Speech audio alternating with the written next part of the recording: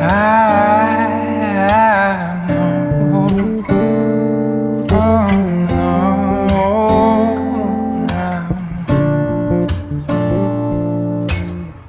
left to rise, buzz like crazy.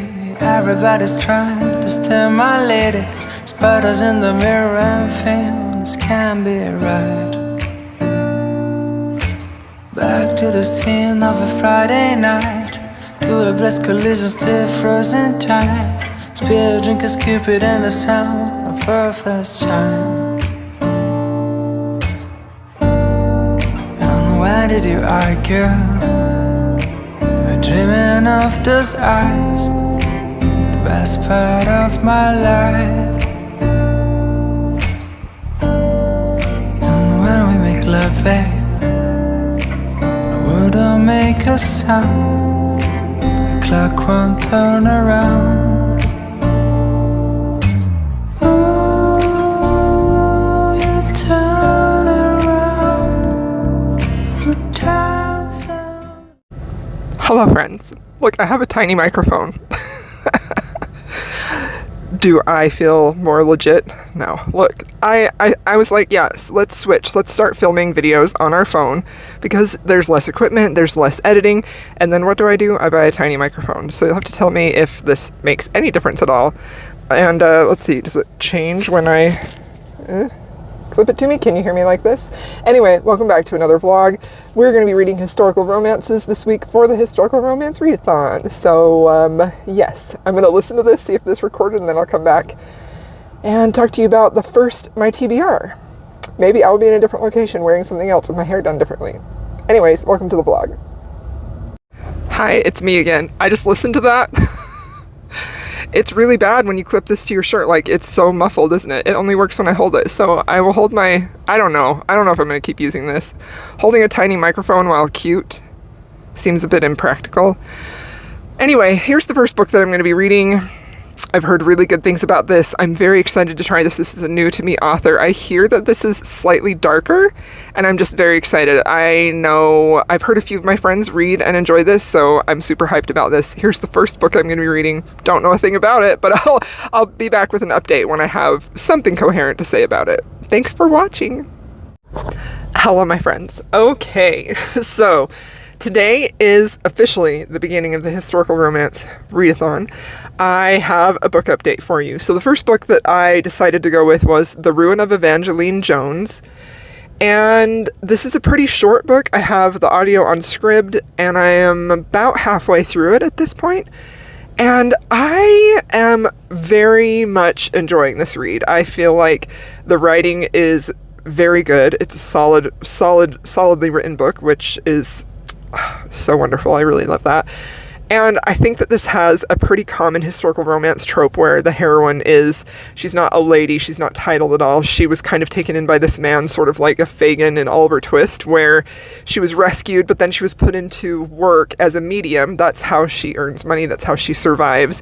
And she has this type of relationship with the man who saved her where she feels like a little bit beholden to him for saving her, but she also has some affection for him.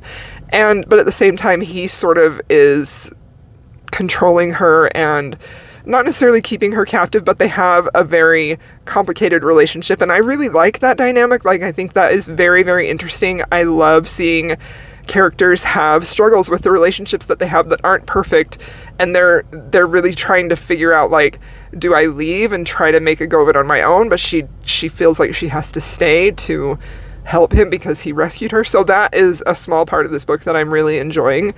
And the hero is a duke, and like I was saying earlier, the common historical romance trope in here is that he is out to prove all of these mediums and psychics that they are frauds. And so that's basically what he's doing. The opening scene is when he goes to a seance with the heroine, and he is determined to prove that she's a fraud.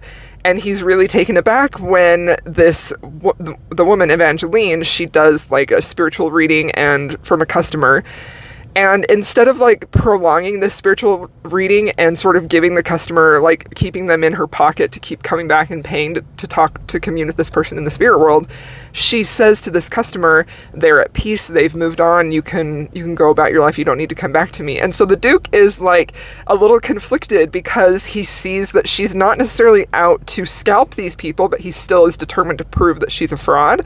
So they also have an interesting dynamic, and the thing that makes it even more interesting is that the hero, the Duke, has this picture, a sort of salacious picture of her that he is kind of obsessing over. He finds her extremely attractive, like very, very, very turned on by this picture. And so that is like clouding his judgment and his feelings for her.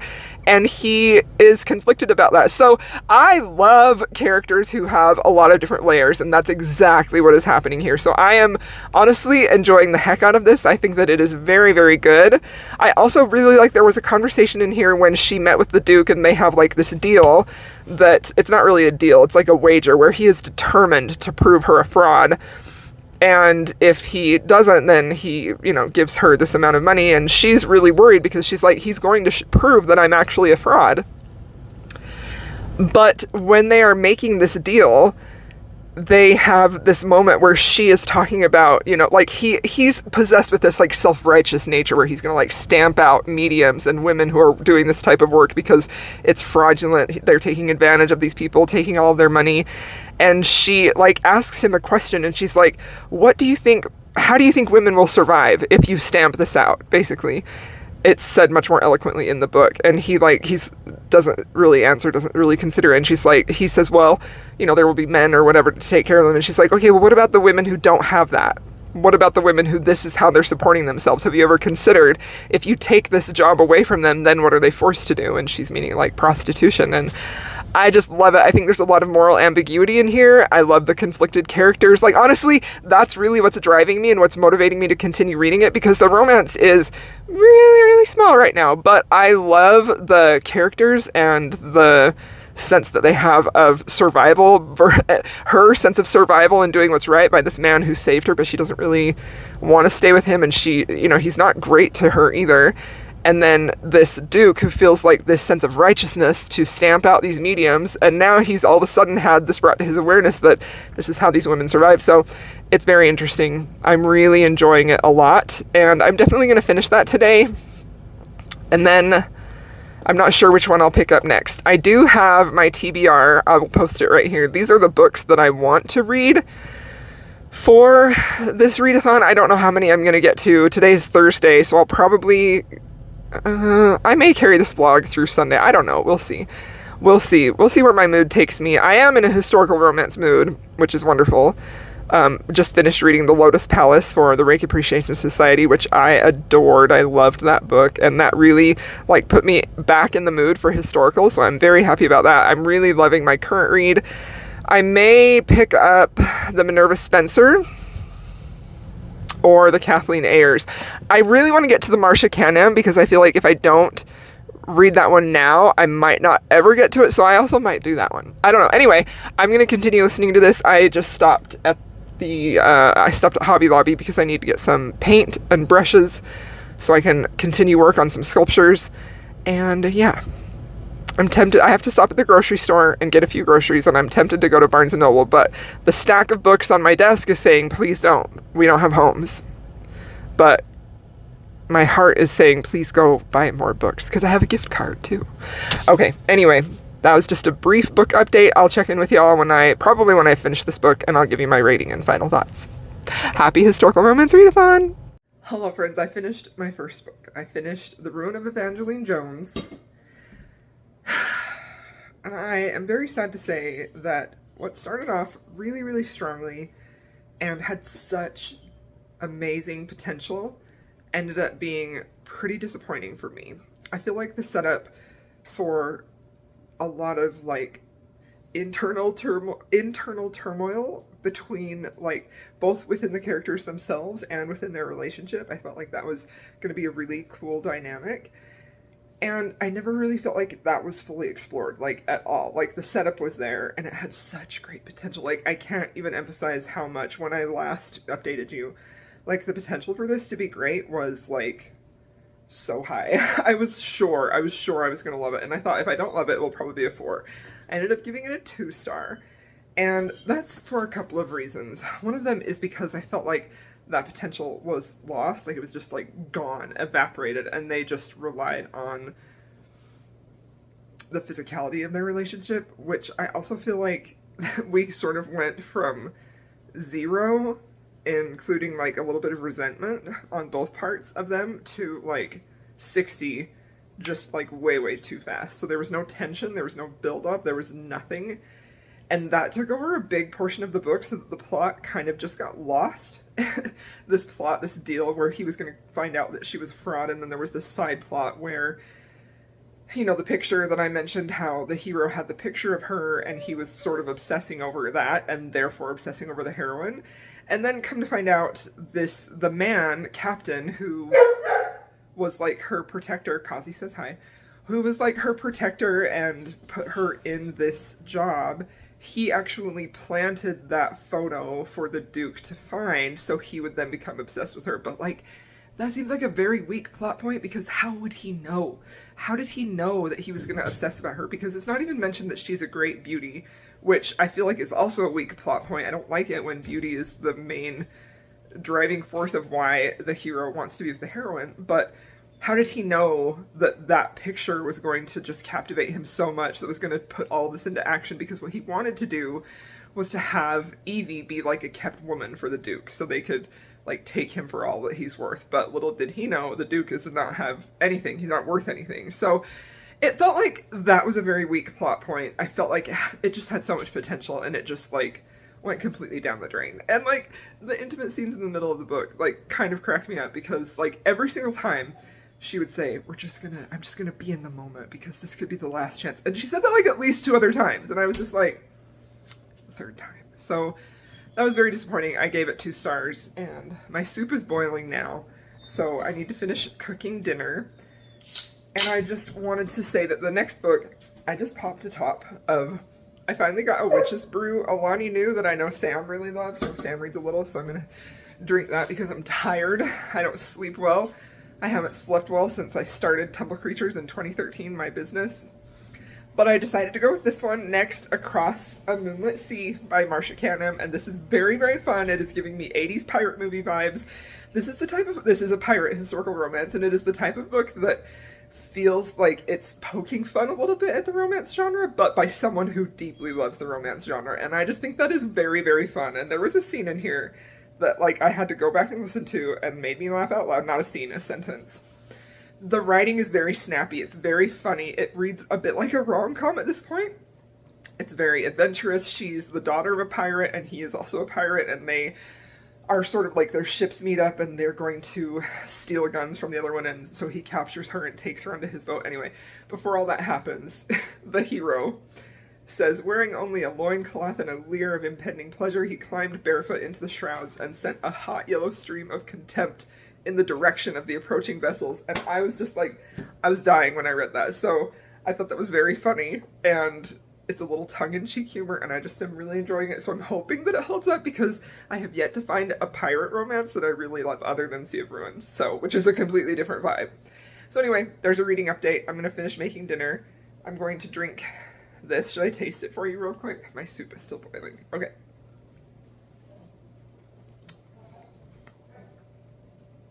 This is Witch's Brew. It tastes like a very sour caramel apple, so that's pretty good, Sam. Good pick. I like that. I think these taste like candy, these energy drinks. I'm not a huge fan of energy drinks. It just tastes like candy, like that tart in your jaw. Okay, I gotta go make dinner. I'll update you more once I've read more of the pirate book. Hello, friends. Welcome back. Look, I painted my nails. I painted my nails red. I don't know why. I love getting my nails done, but I can never keep them long because it ruins my sculpting. Like, I can't sculpt with long nails, and also because I'm like using my hands for work all day, like they always end up chipped and stuff. Anyway, I painted my nails red, and I'm very happy with it. So it is a chilly, rainy day today. Like, it is the perfect day to just stay inside and read and have a cup of tea. It started getting cold here finally yesterday in Utah.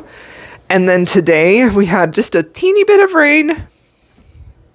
Just enough to make it dreary and spooky book reading season. But we're not reading spooky books today. We're reading historical romances. So I finished Across a Moonlit Sea by Marsha Canham. And I loved this. I thought this was so fun. This is like, honestly, Sea of Ruin is definitely my favorite pirate romance. I already mentioned that. I feel like I can't mention, is it right here? Yeah, let's see if I can reach it. I feel like I can't mention pirate romances without saying Sea of Ruin is my favorite, but I feel like most people know. If you watch my channel, you know my love for Pam Godwin runs very deep, and I love and adore that book. But I have really struggled to find another historical romance that, don't mind me, just put my book back on my bookshelf, that is a pirate romance that I actually really enjoy. So, oh my gosh, I have to fix that in a minute. It's not going in right. So, this was a ton of fun. This was, and honestly, I feel like this book would make a really great movie, like specifically like an 80s, early 90s type of movie. It just feels very, very fun, tons of adventure. I think that this book at times leans harder into the adventure story than the romance. And if I have a complaint about it, that's what it is that the romance in here was so good too. Like, this is a great couple. They have really good chemistry. They had some good steamy scenes. They had this great connection, and I just loved both the hero and the heroine. I adored it. This book was written in 1996, so the hero does sort of fall into that trope, which was very common at the time. I don't know that I want to call it trope, but that thing that was very common for the time where, you know, he will say a few times that the way that she looks was asking for him to make an advance on her. And I feel like specifically in historical romances, we have certain time periods where things were a very popular standard of the genre. And as time has gone on, readers have become more aware of what they want to see and what they don't want to see. So I don't penalize historical romances for that. It's a part of historical romance history, but I am just commenting on that. So if that is something that you feel like you would be sensitive about, that's definitely in here. But the hero was so likable. He was very charming. He was a swashbuckling hero. He is out for revenge because of his partner who did him dirty and took advantage of him. So he's out for revenge. And in the course of that, he ends up meeting Isabeau, the heroine, who is the daughter. Oh my goodness, doggo. He's got itchy ears. I think he has an ear infection, which I am treating him for. Shoot, my family just came home. Anyway, 5 stars. Really, really love this. I'm going to talk about this more in a minute, but my family just got home, so give me a second. Hi. Sorry for that intermission. So, anyway, this was a lot of adventure, and I also feel like so this is the series. This is the first book in like a 3-book series, and they're all about pirates and things like that. So if you're looking for just a really fun, adventurous, I mean, the romance is definitely solid, but it feels very similar to how Amanda Quick's books are largely heavily adventure stories as well as romance, although I think that the romance in here was better and the adventure. The writing was just great. The dialogue was wonderful. The characters were fun. This was just a completely engaging, fun read. I do think that if you are only reading this for romance, there may be parts of this, specifically in the middle when we're focusing more on the adventure aspects of it, that might not be super fun to read if you're not there for that. But I mean, if you're reading a pirate romance, you kind of have to expect there's going to be some swashbuckling, there's going to be some stuff on the seas, there's going to be like battles, and I think she wrote the battles like really well. I thought this was just fantastic. Honestly, this really, really surprised me. I had heard a lot of good things about Marsha Canham. She actually is one of the authors that I specifically tracked down early when I started my channel. I wanted to read her mostly because I think that she has some truly beautiful step backs. Excuse me, Wanda. She's busy chewing her bone. She has some really beautiful step backs, and this was actually one that I went specifically to find of hers.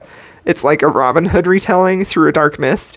This is I did a video earlier this year where I was like reacting to my first book haul, which was like one of the first videos I ever made on my channel, and it was like, if I don't read these by the end of the year, I have to unhaul them. So I have to read this book, and I'm excited about it now because I really love her writing. I think her writing is very, very solid, very good.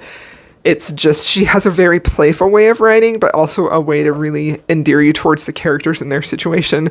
She's a really gifted storyteller, I feel like, where she's not just telling a romance, it's more just the whole story overall. So this was just really good. I liked it a lot. And I struggled sometimes with the plot. I didn't struggle with the plot, but I kept wanting a little bit more from the romance, but I still super enjoyed it. So I was trying to decide, is this a 4 or a 5, and I decided to err on the side of generousness and just rate it a 5 stars because it really surprised me. It was very charming, it was very fun, and I see why she is so beloved, and I was very impressed. So that's that update. So now I'm gonna try and read one more for this vlog, and I decided to go with this book, Dangerous by Minerva Spencer.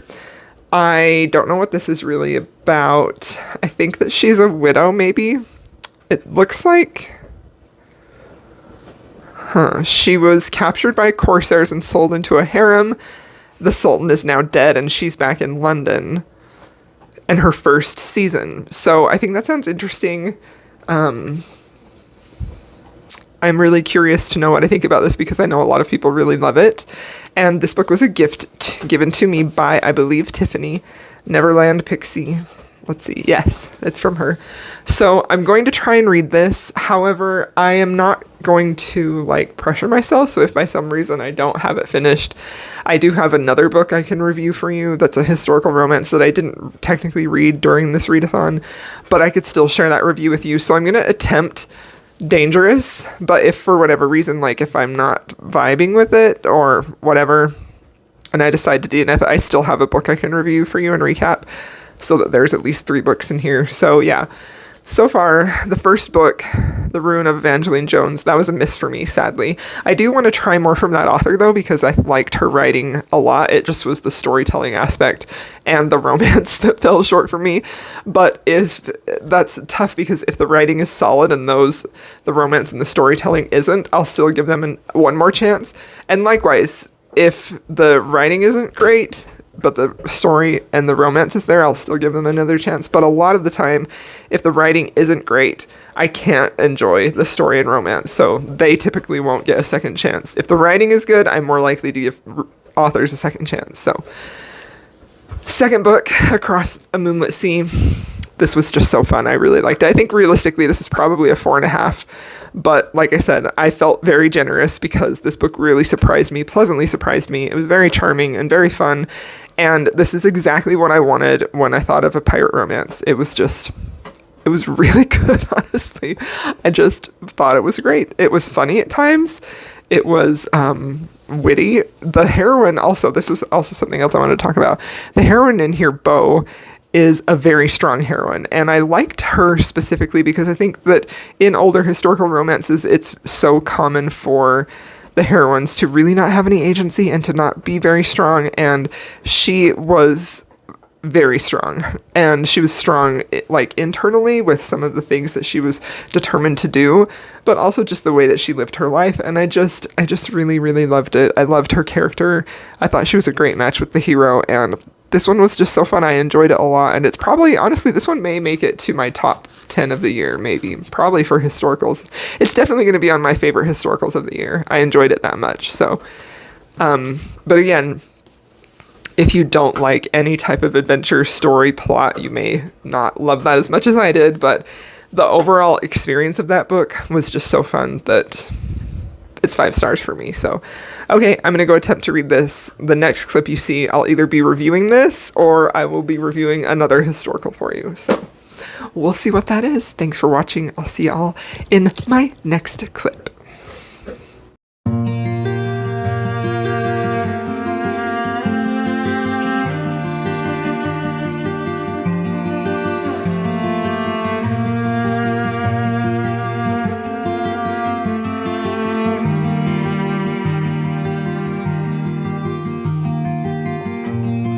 The last breath of summer is blowing down our necks, and soon we'll wave goodbye to the fleeting bliss. Because you are like a tidal wave, just ripping up my life and living without a trace. And you know that I'm your silent patient. You know I'm your silent patient. I've been waiting this long out for your hands to hold me up. I'll be holding on through the winter for your kiss to wake me up. Now with the colors of spring, my heart will blossom up again. You're speeding up, and with your smile it will erupt. And I collect all I can, set aside. Hello, my friends. Welcome back. It's Sunday, and no makeup, hair in braids, complete rest day, which is wonderful. So naturally, that means that I finished this book really quickly. I finished Dangerous by Minerva Spencer, and can we just do some cover appreciation for this, because it is so freaking beautiful. I just love it so much. So I'm going to tell you what this book is about briefly. So this has a somewhat unique plot and story. The heroine is recently come back from where she lived in a harem. She was kidnapped. She's 32 years old, so she has spent 17 years in a harem. And she recently escaped, and now she's back in England, in London, and her parents don't really know what to do with her. So naturally, they decide she needs to have a season. She needs to get married right away. So here she is, 32. She's having her first season, and she has a son with I believe, the Sultan. And so her plan is to go ahead and find somebody to marry, somebody who is not super old or undesirable in any way, but also find someone who's willing to marry her, and she's afraid that she's not going to have really any prospects there because of her age. But she wants to find somebody to marry so that she can... I don't know exactly her thought process for how this is going to work. This seems like a flimsy plot device to get married so that she can then go back to... I think it's Oman is where they were at. What are you doing? Wanda's being crazy down there. Go back to Oman and get her son and bring him home with her. And he's 16 or 17, somewhere around there, depending on the math of when she, went over there. So that's the heroine setup. And the hero is a duke, and he needs to marry. He needs to marry and produce an heir. And he, however, has a name that is haunting him. He is the murderous Marquess, because he has been married twice before. He has daughters. He has 3 daughters. But because he was married twice before and both of those wives died under suspicious circumstances, nobody wants to marry him again, and nobody's going to touch him with a 10-foot pole. So this seems like a perfect opportunity for both of them. She can, and also he's not super old. He's not super unattractive or gross or lecherous or whatever. He's an attractive guy. He just, his wife's died. That's the thing that happens. So they meet one night when she's out in the season, and they decide that, this actually might work really well for us, because she says, hey, I'll give you an heir. I'll do my duty on, we can have children. And he obviously doesn't know her plan. So, but he's like, hey, I will marry you so you don't have to marry some of these old, gross old men, And she's like, cool, sounds good. And of course, they have this really fantastic chemistry, physical attraction, very strong physical attraction. And so they get married, they consummate the marriage right away, and naturally, the husband, Alex, starts to obsess over her and can't stop thinking about her, and really starts to obsess over her. And I think that it's intended to show that he's growing feelings for her, that he is starting to fall in love with her. But this is something that I'm very picky about. I feel like most of what we got from his point of view and his feelings about her, they were all sexual and all about her appearance. And that's real hard for me to believe that a man that is so obsessed with her body or her looks or their pleasure together, that he actually loves her. And I just honestly really struggled to believe that until the end. And a large portion of this book was steam. Like, a lot of it. This book was very steamy. So if you're looking for that, then this would be a good one for you. But it felt very hollow to me, and it just felt like it was just filler, filling up the plot to have a historical romance that was just super steamy. So I really, really struggled with their relationship, largely because of that, but also because the hero was pretty much a big jerk for a large portion of this book. Like, he had several angry outbursts, and there was a part specifically in the end, and this book was published in 2018, specifically in the end, where he pulls the trick that is very, very common in a lot of historical romances, but specifically in older historical romances. However, this is an older historical, where he just strips her agency away because he needs to protect her, because he's so worried about her. And these dogs.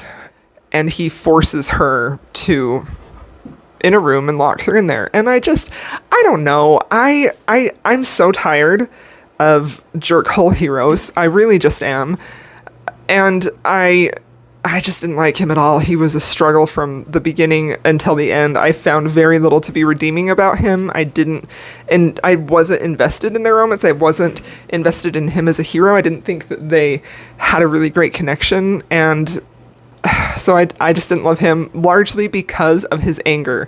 I really hate seeing our heroes so angry and using that as their emotion. And specifically in here, let's see if I can find it. There was something in here that really kind of set me off, because he had an angry outburst, and she has this internal dialogue where she's thinking, I need to be calm, where he does something that upsets her, and her instinct is to be angry with him. But she says internally, I need to be calm, and I need to, center my emotions. She doesn't say that, but she says, I need to be calm because no man will take a woman seriously who is angry or upset. And no, like, I can be very forgiving of that in a historical from the 90s, even the early 2000s, but 2018, are you kidding me? Like, it just really just put me off and rubbed me the wrong way. I feel like there's a way to still write historicals with historical accuracy without leaning into those stereotypes so hard, and this just really, really didn't for me. Now, another big problem that I had with this book was the fact of the heroine being kidnapped, being in a harem for 17 years. So she's basically being raped, and she was taken against her will. I think there are references in here that say that she was beaten. She was treated poorly. But the biggest issue, I think, is that for 17 years, she's been in part of a harem where rape has been a very common occurrence for her. And you would not see that. There's the heaviness of that life that she escaped is not felt on the page. It's not felt in her personality. She really acts like none of that even happened. She acts very happy-go-lucky, like she is very much... The dogs came in here. I tried to keep them separate so I could talk, and they just will have none of it. But, she is very lusty for him, and there was no evidence of that trauma surrounding her, like, at all. And I'm not saying that we need to dwell in a lot of trauma, but I think that an event like that happened for 17 years, it should have some weight on the page, and I just didn't see that at all. And that was compounded by the fact that their sexual relationship took up so much of the book, and it just felt very unrealistic to me. It felt like filler. It just was uninteresting and boring, and I just was not loving that. So that was another real big ding against that. And my final problem that I had with this book was really the, and, you know, like, I kind of struggle with this because I understand the historical setting of this, but I still don't like this type of representation. Well, I actually have 2 points, but this one was mostly that, you know, in the end, the hero reveals to the heroine in a letter what happened to his wife and why she died and why he has so much trauma or surrounding it. And the only description that we're given is that she was mad. His wife was mad, and that's how she died. And there's this big sense of fear that mental illness is passed down, that it's hereditary, and he wants to prevent his daughters from marrying because he doesn't want them to pass it along. And I just don't like that. It feels very gross. It feels very irresponsible, and it feels very hurtful. I think that, and now I say that knowing that at that time they didn't know about mental illness. Madness is what it was called. But do we need to be writing about that in 2018? I don't think we do, you know. And the other aspects of the story were not compelling enough for me to be like, I could give the author a pass on this one. Really, to me, this felt like it had several things stacked against it that prevented me from enjoying it pretty much at all. And I know that this book is very well loved. I just really struggled with that. I do feel like if you're looking for a steamy historical and that's like up there for things that are important for you, you would probably really enjoy this. But, you know, if you know me, you know that's not a priority for me. I want those other things. And the other things that I mentioned were severely lacking. So I originally said I was going to give this 3 stars, but I don't know about that. So I'm going to tell you about the last thing. So because this plot is so focused around the kidnapping that happened with her, there is a certain tone, and I know that I don't know a lot about the history, but the author does have a note in the back saying the historical accuracy of the things that happened. But there is a big tone that the brown people, that they were the villains, that they were very stereotypically villains. They were the bad guys. They were the ones who were kidnapping and raping the white women and the white people. And I just feel like I don't know that that is helpful either. I don't like that at all. So I'm very, very sad about this because I really had high expectations for this one. I really did. I did have high expectations. And I will say a few things that I liked about this. Probably number one was the writing was really good. I think that she has very readable writing. I really like the way that she writes her dialogue. I think that she has a good handle on writing as a craft. So that was a bonus, and that is going to make me want to read from her again. You know, like I talked about that earlier. That's definitely something like I want to read more books from her for sure. I think I'm probably done with this series. I don't want to read any more in this, but I would be interested in reading the ones that are like the illustrated covers. I know those are pretty well loved, so I would definitely be interested in those, even though I love this cover a million times more. So yeah, I loved the writing. I also really loved that the heroine was older. Like, I liked that she was 32 and that she wasn't just like a 17, 18-year-old in her first season. I thought that was really great. I felt like this had bones to be really complex and have a way to be dealing with trauma. And I think that if you're going to have trauma in there, you need to have it show the impact it's going to have on the characters, and that wasn't there. I didn't feel like that was there at all. So I think that this is a 2.5 for me, and I'm going to round it up to 3 because there were good things about this. It wasn't anything that I absolutely hated. It was a fast read. It was something that, you know, I enjoyed it while I was reading it, even though there were moments where I was like annoyed and irritated. But yeah, it was definitely disappointing for me. So there we go. All right. So I read 3 books. I'm very happy with that. And The Ruin of Evangeline Jones, that was a 2-star. That was, you know, like as I'm thinking about that, especially in comparison to Dangerous, I feel like The Ruin of Evangeline Jones, I think I was a bit harsh. So I'm going to bump that up to 3 for sure, because that's also not a 2-star book. So that is me looking at that with the context of a book like this, which I feel like it has a lot of problems. And The Ruin of Evangeline Jones did have some problems, but not nearly as many. You know, it was just the thing about The Ruin of Evangeline Jones that makes me want to rate it low is that it started so strong and it had such potential to be great, and then it just kind of nosedived, and that's the thing that makes me feel really disappointed when something starts out great. But when something doesn't start out super strong like that and it just kind of keeps having problems, then I'm like, you know, like I'm not as disappointed. So I'm going to change my rating from 2 to 3. The Ruin of Evangeline Jones, 3 stars. This was a fast read. The writing was phenomenal. And I think that I would hesitantly recommend it if you have the same reading taste that I do. Wanda, what are you doing? Come here, baby. Come here, come see the people, Wanda. She doesn't want to come see the people. She wants to chew on her bone. Okay. And then this one was my favorite book, surprisingly. I don't know why I say surprisingly. I think that I just feel like I have a tendency to enjoy newer historical romances, and that was definitely not the case. This was published in 1996, Across a Moonlit Sea, pirate historical romance. I loved this one a lot. I gave it 5 stars. I thought it was a really fun time with really fantastic writing, great characters, and just an adventure. I very much enjoyed this. And then sadly... Dangerous, which was 2.5 rounded up to 3. So I am glad that I did this historical romance readathon. I'm glad that I picked authors that I hadn't read before. That was something that I really wanted to do. That's something I want to do more of, is I want to continuously be reading authors that are new to me. But every time that I do that, I usually end up with a situation like this, where I find authors that aren't 100% a sure thing, like a Lorraine Heath, a Lisa Kleypas, a Sarah McLean, you know. And so then it kind of puts me off on trying new authors for a while, because I don't want to feel like that again. But I love the hunt of finding a new voice, a new writing voice that just really, really resonates with you and just hits you so well. So anyway, thank you for watching this vlog. If you made it this far, I appreciate you watching. I love y'all, and I'm so grateful that you're here. And let me know if you're happy that I have some historical romance content out for you. I feel like a lot of you are here for that, and I'm definitely in a historical romance mood. I'm in a historical romance and a fantasy mood. So anyway, I'm gonna probably try and do some spooky books for the next vlog. Some romances and some that are maybe just spooky. I don't know. That's what I'm thinking. But, you know, my plans always seem to change. So if you happen to make it this far, thank you so much for watching. And since this book has pirates in it too, if there's like a pirate emoji or maybe a parrot, if you want to leave me an emoji and let me know you were here, something that is nautical or pirate in nature, even like an ocean wave. So thanks so much for watching, my friends, and I'll see you in my next video.